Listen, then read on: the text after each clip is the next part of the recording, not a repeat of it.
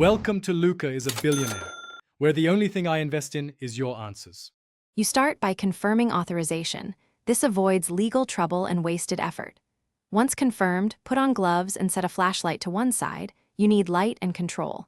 Use a tension wrench in the keyway first. Apply light, steady torque because too much torque will bind pins. Then slide a pick or a single pin pick across. You're feeling for pin sets to reach the shear line. Make sure to work calmly. Rushing breaks equipment and can damage the cylinder. Once you have light tension, move the pick with short, confident strokes. You're feeling for pins that bind. If you hear or feel a click, hold that tension. This pin is set and will stay if tension is steady.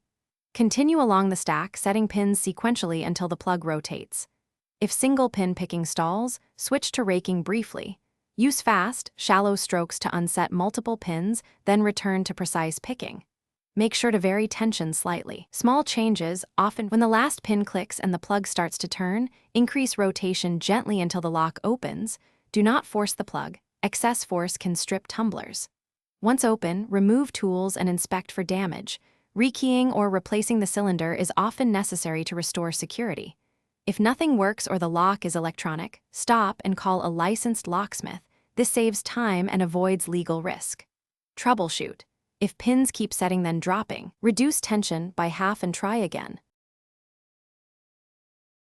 Thanks for watching and please subscribe. It's the best investment you'll ever make.